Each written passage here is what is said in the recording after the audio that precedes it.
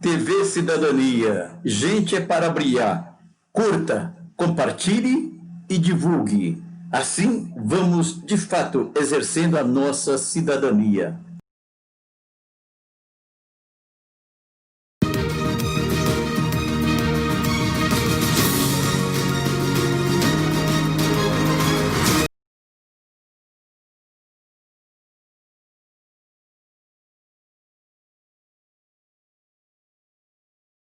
Espanha fez um ultimato ao Reino Unido, 72 horas para chegar a um acordo e evitar um Brexit duro em Gibraltar. A ministra dos Negócios Estrangeiros, Arantxa González Laya, insistiu que o governo espanhol está disposto a facilitar a livre circulação de pessoas na fronteira, mas alertou que se não houver acordo até 31 de dezembro à meia-noite, a colónia britânica será o único local em toda a União Europeia onde será imposto um Brexit duro, com as consequências que a medida acarreta. Não há um plano B, quer dizer, ou há um acordo entre o Reino Unido e Espanha ou uma fronteira externa da União Europeia. Não há um plano B. Gibraltar foi excluído do acordo pós-Brexit alcançado na semana passada entre a União Europeia e o Reino Unido, o que significa que o futuro do território depende das negociações em curso entre Madrid e Londres. A ministra também chama a atenção para os engarrafamentos na fronteira caso não haja acordo. Uma das possíveis consequências da falta de acordo pode ser a formação de filas e o surgimento de dificuldades práticas, como as que vimos em Dover nos últimos dias.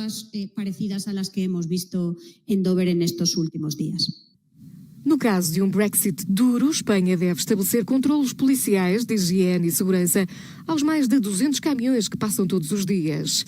E todos os cidadãos de Gibraltar, exceto os 15 mil trabalhadores transfronteiriços, precisariam de um visto para atravessar. E, para além disso, deixariam de ter acesso à segurança social espanhola e ficariam de fora do espaço aéreo europeu. Os municípios espanhóis vizinhos também sofreriam consequências, já que a sua economia depende em grande parte das relações com Gibraltar. O principal obstáculo a um acordo parece ser o controle de passageiros no porto e no aeroporto de Gibraltar. Espanha pretende que fique a cargo da Agência Europeia de Fronteiras Frontex, que reportará diretamente às autoridades espanholas.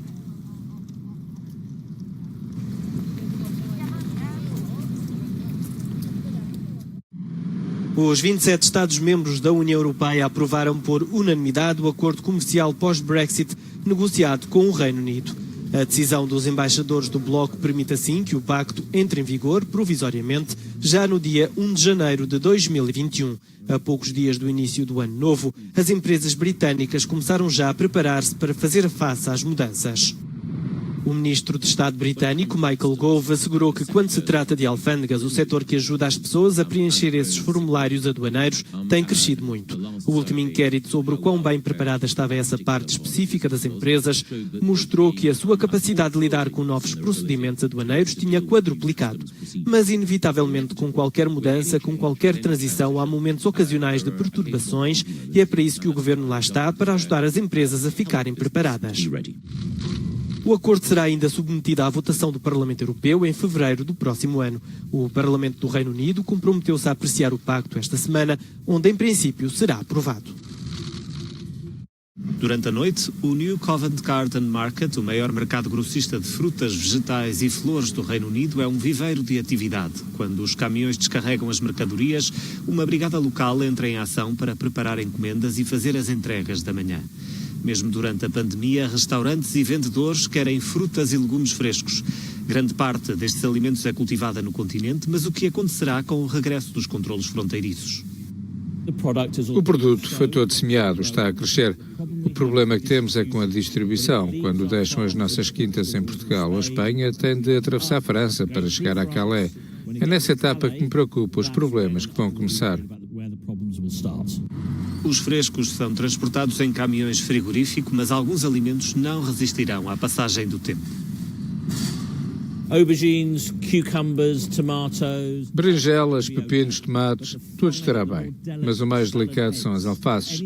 Tudo o que ultrapassa as 48, 56 horas começará a deteriorar-se. Diria que teremos de repensar coisas como espinafre baby, que tem uma vida útil muito curta. Espinafre baby decididamente não funcionaria, nem mesmo num caminhão frigorífico durante 3 dias. Shane Brennan fala em nome dos condutores de caminhões frigoríficos. Ainda há muitos problemas de compreensão. As empresas de logística continuam a pedir informações aos clientes. Shane faz a ponte entre estes profissionais e o governo para preparar cenários possíveis. A frase é preparado para a fronteira, ter todos os documentos em ordem para cruzar a fronteira. E se não estiverem prontos? Se houver falta de preparação, o veículo ficará atrasado e se existirem lacunas nos documentos, terão literalmente de parar e dar meia volta. Isto cria um efeito dominó. Não será preciso muito para abrandar todo o sistema e começar a abrandar tudo de forma dramática. Pequenos atrasos, veículo a veículo, farão a grandes atrasos para todos. Os supermercados britânicos preparam-se da melhor forma possível para os produtos com um ciclo de vida longo. A solução passa por acumular estoques. O governo argumenta que o Reino Unido tem uma cadeia de fornecimento alimentar suficientemente forte e que não haverá escassez, independentemente do acordo comercial com a União Europeia. Mas o presidente da maior rede britânica de supermercados disse que a escassez de alimentos frescos não pode ser excluída durante um período de semanas ou de meses. Outras pessoas da indústria consideram que os atrasos são mais uma certeza do que um risco. A verdadeira incerteza tem a ver com quanto tempo é que durarão os atrasos. Ty Genwright, Euronews, London. 41.385 novos casos de Covid-19 em 24 horas. É o número diário mais elevado no Reino Unido desde o início da pandemia. Apesar de ter sido o primeiro país a adotar a vacina contra a doença, a situação preocupa e o Serviço Nacional de Saúde já admitiu estar sob imensa pressão, colocando todos os profissionais do setor no alerta máximo de vigilância, pelo menos até final de março. Já a Espanha tornou-se no 10º país a superar as 50.000 mortes associadas ao novo coronavírus. Ainda assim, a oposição à vacina é uma realidade. Para fazer face ao problema, as autoridades anunciaram a criação de um registro de pessoas que recusem a vacina, um documento confidencial, mas que será partilhado com os parceiros europeus. A campanha de vacinação em vigor na Europa foi elogiada pela Organização Mundial da Saúde, que destacou o progresso realizado graças à cooperação entre público e privados. O diretor-geral da organização elogiou a segurança e a eficácia das vacinas, mas assegurou que não irá descansar enquanto o medicamento não for acessível a todos os que necessitarem, em todos os países. Until those in need everywhere in all countries have access to the new vaccines and are protected. Em Itália, o presidente da Sociedade Italiana de Virologia anunciou a descoberta de uma nova variante do vírus, bastante semelhante à estirpe encontrada no Reino Unido e que se encontra em circulação pelo menos desde agosto. Ainda assim, acrescentou não existirem motivos para acreditar que as vacinas não sejam eficazes. Na Suécia, o Parlamento prepara-se para aprovar uma lei que reforça as medidas de restrição e permite ao governo encerrar centros comerciais ou transportes públicos, por exemplo. Fora de questão está o confinamento, uma vez que a Constituição do país garante a liberdade de circulação. 3 militares franceses perderam a vida esta segunda-feira no Mali. De acordo com o governo francês, o veículo onde os soldados seguiam provocou a deflagração de uma mina de fabrico artesanal durante uma operação de reabastecimento à base de Ombori, situada na zona das 3 fronteiras. As 3 vítimas mortais encontravam-se há pouco mais de um mês na região, que tem sido dominada nos últimos anos pela violência jihadista. A França tem atualmente um efetivo de cerca de 5.000 soldados no Mali. A missão contra-terrorista teve início em 2013 e já custou a vida a 47 militares franceses.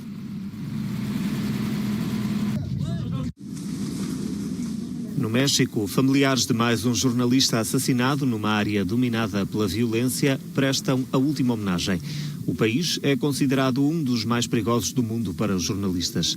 De acordo com um relatório da organização não-governamental Repórteres Sem Fronteiras, publicado esta terça-feira, em 2020 morreram 50 jornalistas, grande parte em zonas de paz. 8 foram assassinados no México durante investigações a cartéis de droga. Este ano, os jornalistas estiveram mais ausentes do terreno por causa da pandemia, mas, acima de tudo, importa ressalvar a tendência que emergiu em anos anteriores e se tornou mais clara no ano passado, de que 68%, ou seja, mais de 2/3 dos jornalistas, foram mortos em países em paz, simplesmente porque se tornaram alvos a abater deliberadamente. Publicam investigações que incomodam e, ao difundirem estas informações que incomodam determinados governos, são visados deliberadamente e neutralizados.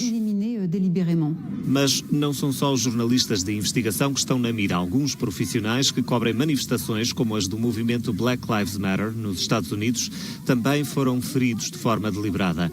Ainda de acordo com o relatório da Repórteres Sem Fronteiras, muitos jornalistas sofrem de intimidação e violência, pelo que os países individualmente são chamados a desenvolver mecanismos de proteção.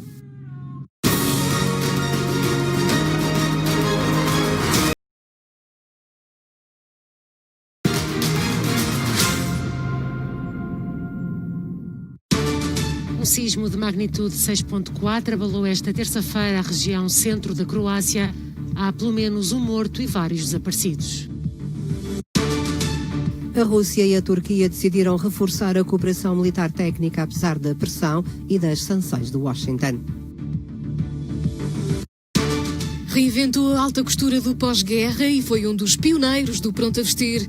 Morreu o criador Pierre Cardin aos 98 anos. Um novo sismo, desta vez de magnitude 6.4, abalou esta terça-feira a Croácia. Tal como na segunda-feira, o epicentro foi registado no centro do país, na região de Petrinja, a uma profundidade de 5 quilómetros. Segundo as primeiras informações avançadas pelo presidente da Câmara da cidade, Petrinja está em ruínas, há pelo menos um morto, feridos e desaparecidos. O terremoto foi registado ao meio-dia e foi sentido em várias regiões dos Balcãs. Em março, um sismo atingiu a capital croata e desde aí são constantes abalos secundários. 6.000 edifícios ainda são inseguros, incluindo vários jardins de infância, escolas, universidades e institutos culturais. O terremoto desta terça-feira provocou a interrupção do funcionamento de uma central nuclear na Eslovénia por precaução. Portugal ultrapassou esta terça-feira os 400.000 casos de infecções com o novo coronavírus desde o início da pandemia. Os números foram divulgados pela Direção-Geral da Saúde, cujo boletim diário revela mais 74 mortes relacionadas com a Covid-19 e 3.336 novos casos de infecções nas últimas 24 horas. O maior número de óbitos continua a ser entre os idosos de mais de 80 anos, seguido das pessoas com idade entre 70 e 79 anos.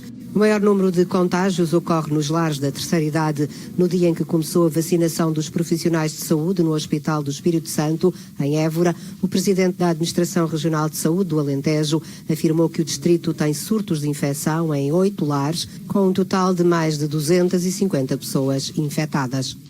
2 dias depois do início da vacinação, já foram vacinados em Portugal 7.585 profissionais de saúde.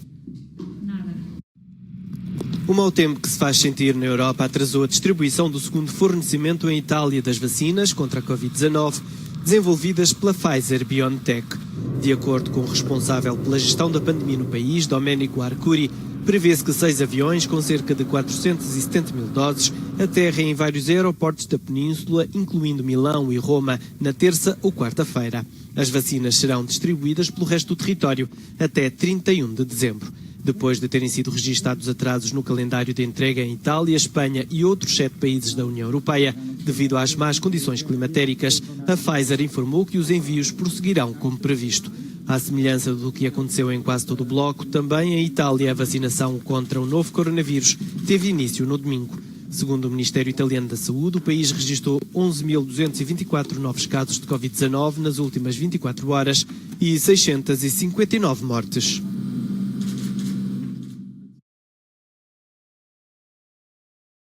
A vacina, uma vez certificada pela Anvisa, vai ser extensiva a todos que queiram tomá-la. Eu não vou tomar. Alguns falam que estou dando um péssimo exemplo. Ô, imbecil! O idiota que está dizendo que estou dando um péssimo exemplo, eu já tive o vírus. Eu já tenho anticorpos, para que tomar vacina de novo?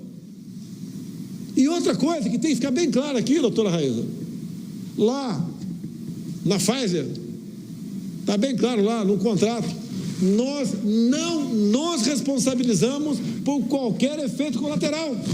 Se você virar um chip, virar um jacaré, é problema de você, pô. Não vou falar outro bicho que ele pensar que falar besteira aqui, né? Se você virar super-homem, se nascer barba em alguma mulher aí, ou algum homem começar a falar fino, eles não tem nada a ver com isso. O que é pior, mexer no sistema imunológico das pessoas. Como é que você pode obrigar alguém a tomar uma vacina que não se completou a terceira fase, ele não está no experimental? E depois, agora parlamentar para vocês. Selva. Tem um projeto, uma medida provisória que chegou alterada para mim, um artigo que dizia que a Anvisa tinha 72 horas para certificar. Se não certificasse, certificado estava. Eu vetei. O Congresso derrubou o veto.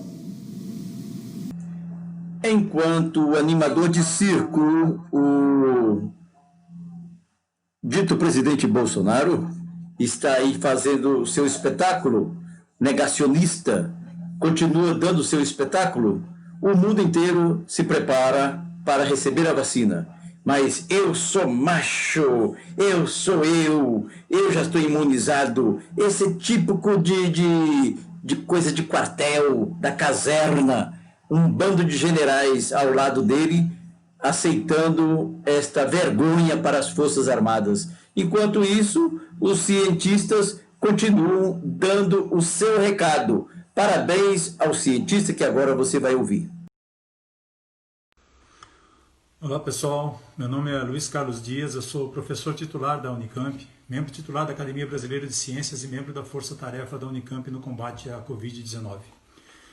Eu espero que todos estejam tendo um bom período de Natal, boas férias para aqueles que estão de férias. Esse é um momento que nós precisamos nos unir para combater as fake news contra as vacinas. Está circulando agora nas redes sociais um vídeo em que a jornalista Leda Nagli entrevista um neurocirurgião sobre as vacinas contra a Covid-19. Esse vídeo ele está repleto de desinformação e de fake news com relação às vacinas. O neurocirurgião afirma não ter conflito de interesses, mas parece sim ter muitos conflitos de interesses com a verdade. Parece que ele tem compromisso com o vírus, esse sim vírus que mata. Ele pergunta por que correria desenfreada para desenvolver uma vacina. Talvez porque o mundo esteja de joelhos, doutor, com mais de 1.700.000 mortos, quase 200 mil mortos aqui no Brasil. Porque é uma pandemia, porque é um vírus que mata, que incapacita, que deixa sequelas muitas vezes irreversíveis. Talvez porque a gente esteja, o mundo inteiro há um ano sofrendo, crianças sem aula, economias em frangalhos, populações vulneráveis abandonadas, profissionais da saúde esgotados, esperando uma vacina, porque a vacina é a única opção que nós temos, porque vacinas realmente salvam vidas. A ciência deu uma resposta fantástica. Em menos de um ano, desde o início da pandemia, que foi descrita lá no dia 31 de dezembro de 2019, nós estamos hoje protegendo a população mundial com vacinas aprovadas para uso emergencial. A vacina da Pfizer já foi aplicada em vários países, em mais de 2 milhões de pessoas desde o dia 8 de dezembro até hoje, 26 de dezembro. Muitos idosos acima de 80 anos já tomaram essa vacina e estão bem. E essa mesma vacina começará a ser aplicada amanhã na União Europeia, dia 27 de dezembro. Não é verdade, doutor, que 2 pessoas morreram ao tomar a vacina da Pfizer. Não é verdade que ela causa alergias, que ela tem efeitos adversos graves. Apenas pessoas que têm histórico de anafilaxia, que são alergias graves a medicamentos, a alimentos, a picadas de insetos e que usam, por exemplo, injeções de adrenalina, precisam tomar a vacina em um local com desfibriladores ou com reanimação cardiopulmonar. Isso é por uma questão de segurança. Não é verdade que essas vacinas causam paralisia facial. Não há qualquer confirmação de causa e efeito comprovada com a vacina. Nós não podemos correr riscos com o vírus, que mata. Vamos tomar vacina, gente. As vacinas, elas aprovadas em fase 3, elas passaram por todos os rigores de estudos pré-clínicos, de estudos clínicos de fases 1, 2 e 3. Várias outras candidatas vacinais não passaram nesses rigores. e nem estão mais em desenvolvimento. Então, nesse momento, vamos confiar nas vacinas aprovadas em fase 3, aprovadas pela Anvisa, vamos confiar nas nossas instituições, no Butantan, na Fiocruz, na Anvisa. Não é verdade também, doutor, que a Anvisa detectou problemas na fábrica da Sinovac lá na China e que existem inconformidades. A Anvisa publicou em seu site a certificação de boas práticas de fabricação da empresa, da Sinovac. Basta para isso vocês olharem resoluções RE 5.299 e RE 5.300 da Anvisa, publicadas no Diário Oficial da União, no dia 21 de dezembro de 2020. Nós precisamos lutar contra a xenofobia com a China, contra essa sinofobia. As vacinas contra a Covid-19 são, gente, o grande legado dessa pandemia. Sendo aprovadas, obedecendo os rigores de fases 1, 2 e 3, elas são seguras e elas vão continuar tendo sua segurança investigadas mesmo após o início da vacinação em massa, naquilo que a gente chama de fase de farmacovigilância ou fase 4. Os benefícios certamente são muito maiores do que os riscos com essas vacinas. Quem é contra essas vacinas da Pfizer, né, da China, a Coronavac, da Rússia, tem compromisso com o vírus, tem compromisso com o movimento anti-vacinas. O movimento anti-vacinas é um desserviço para a humanidade, é um movimento criminoso, irresponsável, irracional, de pessoas que preferem viver com o vírus, que mata, que incapacita, que deixa sequelas, que destrói sonhos, que destrói famílias. Preferem o vírus do que as vacinas, só porque as vacinas foram desenvolvidas num tempo recorde. A ciência deu uma resposta fantástica. A ciência é o mais perto da verdade que a gente pode estar. Mas essas pessoas preferem conviver com o vírus do que defender os fantásticos avanços da ciência e defender as vacinas, que salvam vidas, que trazem luz a esse cenário de escuridão, de dor, de falta de esperança. Por favor, gente, não tirem a esperança e o brilho nos olhos de quem acredita na vida. O que vocês, negacionistas, sugerem? Será que vocês defendem esperar 5, 10 anos para desenvolver uma vacina? E até lá nós vamos fazer o quê? Nós vamos continuar nessa situação? Nós vamos deixar todo mundo se contaminar? Esperando atingir aquela imunidade de rebanho? Para um monte de gente morrer? Mortes que poderiam ser evitadas? O que vocês sugerem, além de espalhar mentiras e criticar o maior legado da pandemia, que são essas vacinas? Eu não consigo entender essa narrativa e eu estou aqui junto com outros colegas para combater o negacionismo, o obscurantismo, a politização das vacinas. Nós não vamos sair dessa pandemia com mentiras, gente. Então vamos espalhar verdade, empatia, responsabilidade social, vamos defender a vida. Parem de defender o vírus. Eu desejo que todos e todas fiquem bem e em segurança e que 2021 seja um ano leve e com muitas vacinas, porque nós vamos precisar de todas as vacinas, independente da nacionalidade, para sair dessa pandemia como uma nação. E nós vamos precisar também de uma ampla cobertura vacinal. É preciso combater o movimento anti-vacinas crescente no país. Um beijo no coração de todas e todos.